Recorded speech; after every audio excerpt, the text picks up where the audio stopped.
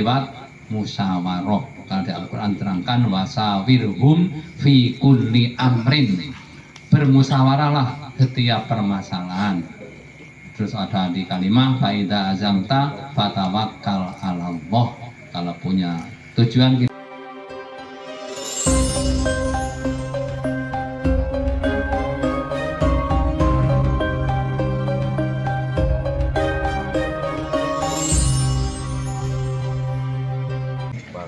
Assalamualaikum warahmatullahi wabarakatuh.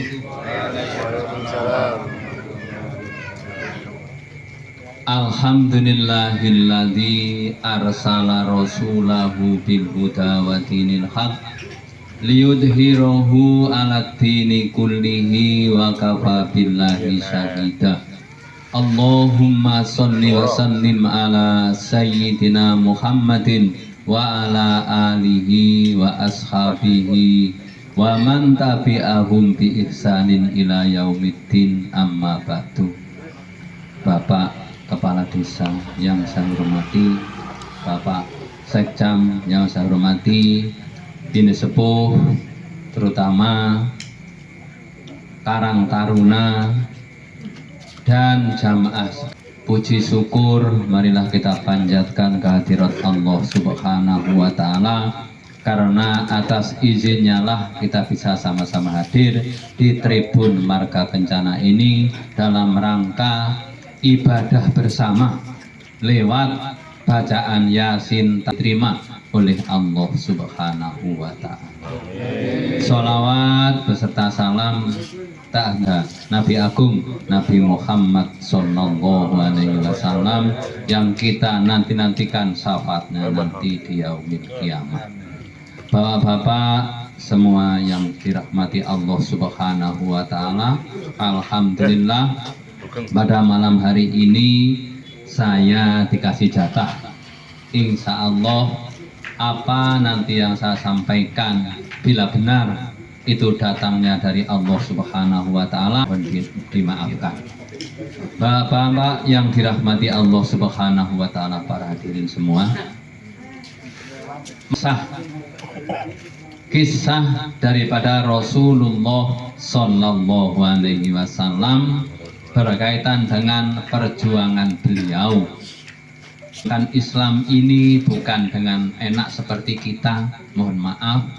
Kita ini tinggal lahir rojot sudah Islam, di lingkungan yang sudah mendukung, negaranya juga aman, tentram dan sebagainya. Coba kalau Rasulullah Shallallahu Alaihi Wasallam perjuangkan Islam lewat berperang ulang-ulang kali. Kisah yang menarik satu mau saya buka di sini, ya, perang yang oleh Allah musuh kaum musyrik Quraisy, yang oleh Allah waktu itu pasukan Rasulullah dikalahkan. Apa sebabnya? Dan itu sebagai pelajaran bagi kita sebagai umatnya, yaitu perang Uhud. Perang Badar sukses, walaupun musuhnya begitu besar, masih berapa lipat kali. Perang Khandaq juga, perang Jamal dan sebagainya. Tapi di perang Uhud, Rasulullah dan bala tentaranya dikalahkan oleh Allah Subhanahu wa Ta'ala. Apa penyebab kekalahan itu? Insya Allah malam hari ini Bapak adik-adik masih siap kira-kira? Nah, insya Allah nanti kisah tapi ya ini nyata. Jadi alhamdulillah. Jadi perang apa tadi? Perang Uhud, di bawahnya Gunung Uhud. Alhamdulillah saya sudah berjemur di sana juga, sudah berjemur. Alhamdulillah juga saya juga sudah baca tahlil di lingkungan para mujahid-mujahid yang gugur di perang Uhud. Bapak-bapak, adik-adik yang dirahmati Allah Subhanahu wa Ta'ala, apa sih penyebabnya oleh Allah dikalahkan oleh dalam perang Uhud itu? Ini kita ambil hikmahnya nanti. Yang pertama adalah umat Islam tidak satu komando, karena Rasulullah adalah suatu uswatun hasanah, dan Rasulullah adalah pemimpin negara dan pemimpin agama. Tapi di perang Uhud lain ada dua kelompok. Nah ini saya terangkan. Kenapa dikalahkan? Karena itu dalam kisah umat Islam 700. Insya Allah kalau salah nanti ya salahkan. Kalau benar ya itu umat kafir, umat orang kafir 3.000. Jadi 3 kali lipat. Sebetulnya oleh Rasulullah pemimpin umat sedunia sudah diatur posisinya di tempat yang tinggi di bawah gunung itu ada tempat pemanah sudah disiapkan oleh Rasulullah 20 kalau nggak salah itu dalam kisah sudah tempat pemanah jitu. Ini 700 melawan 3.000, tapi yang lain-lain sukses. Rasulullah pasti dikasih menang dengan sahabat-sahabatnya. Di situ ada bahkan pemanah ditata dan sebagainya. Sudah kalau pemanah 20 kalau lewat tinggal di atas sudah diatur. Satu gini Rasulullah hebat, memang dikasih petunjuk oleh Allah Subhanahu wa Ta'ala. Toh kenapa dalam perang itu kok dikalahkan, dikasih kalah oleh Allah Subhanahu wa Ta'ala? Tapi di balik kekalahan itulah menjadi bangkitnya umat Islam.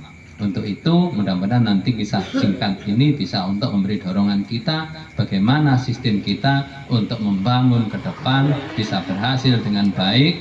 Ini satu, itu tadi nggak ikut komando Rasulullah, sudah diatur oleh Rasulullah. Akhirnya ada di dua kelompok, ada pimpinan lain yang satu pro Rasulullah, yang satu pro pimpinan yang lain. Ini akhirnya apa? Sudah Rasulullah pasrah, kan begitu? Karena ini sudah diatur, akhirnya enggak satu komando, ada satu pimpinan yang lain yang memang satu ngikut ini, satu ngikut ini. Akhirnya apa? Akhirnya mulailah perang. Kocar kacir umat Islam banyak yang terbunuh karena nggak ngikut satu komando. Jadi sesatu ikut grup ini atau grup ini kisahnya. Jadi akhirnya apa? Kocar kacir. Kalau ikut Rasulullah, karena Rasulullah sudah punya komando, memang sudah. Tapi itulah namanya manusiawi, ya. Manusiawi, merasa ada yang lebih hebat dan merasa bisa punya strategi, akhirnya berjalan. Disitulah banyak umat Islam yang gugur, akhirnya dimakamkan di dekat masjid itu. Ada masjid bagus, ada dimakamkan di pagar rapat begini, tapi nggak bisa ke dalam, Pak, di luar kok, tinggi pagar besi ini.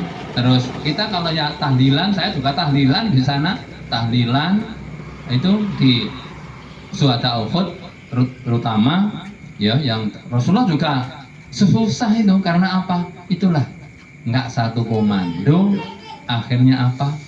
Dikalahkan oleh Allah Subhanahu wa Ta'ala. Akhirnya yang kelompok ini, yang ini ikut strategi Rasulullah, yang satu ikut strategi sendiri, akhirnya kalang kabut.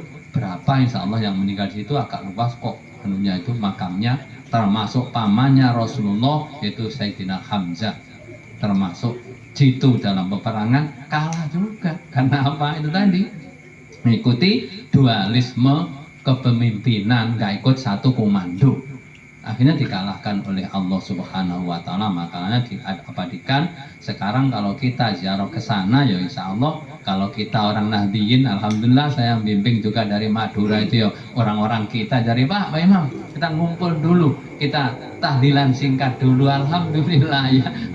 Tapi begitu ke situ memang pipi seperti tampar, Mas, panasnya itu, ya Allah. Saya itu tahlilan sebentar aja rasanya begini saya kan di jemuran begini. Di situ masjid besar, waktu di sini pasar, di sini tempat penjualan rame. Tapi memang di situ saya rasakan panas sekali untuk saya. Tapi teman-teman juga ada yang lebih sampai ke sana kemari itu. Jadi disitulah. Jadi umat Islam kalau ingin sukses dalam membangun ke depan, baik membangun negara, baik membangun agama, ini kita harus satu komando. Dalam artian apa? Kalau sudah ada pimpinan, ya pimpinan itu didukung, terus dikembangkan. Ya memang kalau kita bukan Rasulullah, kita sebagai manusia biasa, ya bagaimana? masukan saran kita terima, diolah dengan baik, sudahlah. Tapi kalau dualisme kepemimpinan dimanapun akan goyah.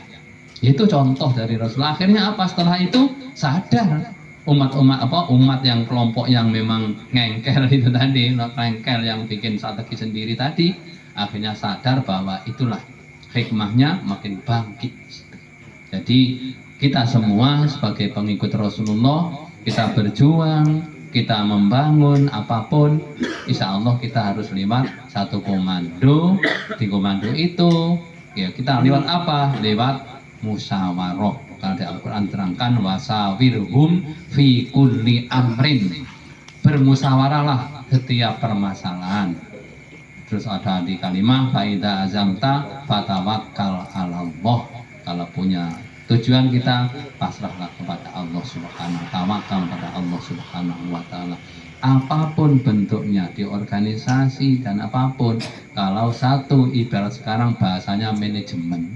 Satu manajemen, terus kita punya usulkan pada pimpinan, tapi usulan yang membangun. Kita punya usulan begini, tapi kita punya solusi, sudah punya solusi, masukan juga banyak. Harus begini loh, harus begini ya, remek no pimpinan kan nggak bisa. Jadi kita kalau usul yang memang punya solusi yang terbaik, jadi insya Allah membangun. Jadi kita dengan ambil kisahnya dari perang Uhud tadi, insya Allah kita makin bangkit semangat dan kesadaran kita makin tinggi, karena kita ini umat manusia biasa. Nah, jadi ada aturan main. Kalau di negara ya di desa ya Pak Kepala Desa dan perangkat-perangkatnya. Kalau di agama ya, kalau di masjid ya ketua takmir, kalau di yayasan ketua yayasan, kan begitu. Jadi kita selalu komunikasi dan arah ke depan ini kemana arahnya, otomatis kalau kita ya ingin sudah baik ya makin baik, yang kurang baik diperbaiki dan sebagainya, insya Allah dengan sistem musyawarah. Rasulullah saja masih musyawarah, mau perang kontak itu kalau bahasa Indonesia kayak kita kalau ngomong Jawa ngono ngene, kira-kira penake piye yo iki mau menghadapi musuh kayak ngene piye penake yo, perang kontak orang parit toh. Oh, akhirnya ada sahabat usul begini Rasulullah. Oh, Rasulullah, wah bagus sih usulnya digawe. Wis gawe kuarite jogluwangan yang Jawa romobeng. Akhirnya apa?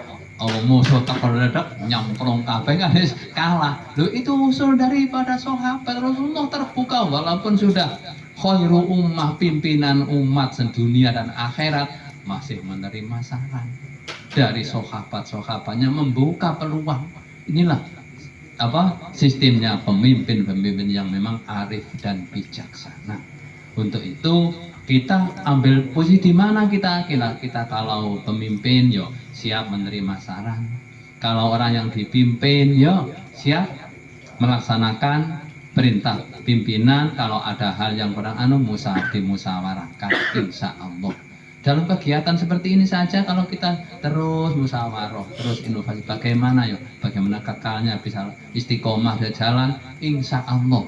Jadi kita terus mengikuti tuntunan dari Rasulullah SAW, baik dari kisah, dari Al-Quran, dari hadis, dari kisah-kisah yang perjalanan Rasulullah, insya Allah kita membangun diri sendiri, membangun keluarga, membangun masyarakat, membangun desa, membangun dan sebagainya, insya Allah akan makin membawa manfaat barokah, baik untuk kita sendiri, untuk keluarga kita, untuk lingkungan kita, untuk masyarakat kita, bangsa dan negara kita, lewat aturan yang sudah jelas dicontohi oleh Rasulullah Sallallahu Alaihi Wasallam.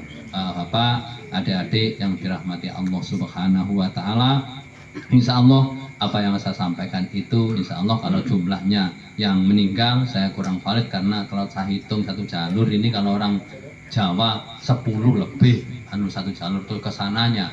Tapi di sana ada Maesan, nggak ada. Di sana hanya di tengah saja itu ada Bataku, itu berapa, itu paling termasuk pimpinan perang yang ikut wafat itu. Di tengah saja ada Bataku kecil-kecil gitu.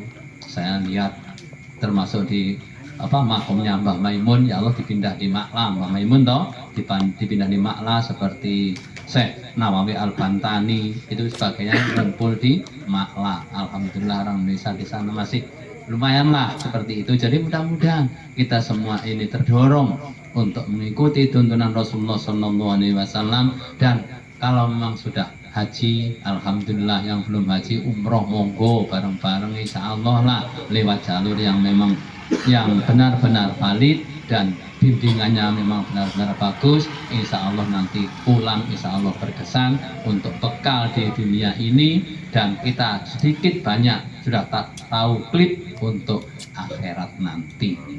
Jadi mudah-mudahan apa yang saya sampaikan ini, saya ulangi, kalau benar itu dari Allah Subhanahu wa Ta'ala, kalau salah itu dari kelemahan dan kebodohan saya mohon maaf yang sebesar-besarnya. Intinya insya Allah saya 100% mendukung, karena ini milik kita. Jarang ada sudah ada kan seperti ini, tribun dibikin ngaji. Alhamdulillah lah ini. Kenapa kakak di masjid? Alah ini untuk nasional kan begitu. Semua kalangan masuk. Mau sing celonoan, sing gak kaosan karena masjid ya sungkan. Kalau di sini masa kaosan rapopo mlebu. Aku ya ini Pak, sing ngombe rapopo ya, ngombe ditinggal orang ngombe ini ngelompok orang masalah.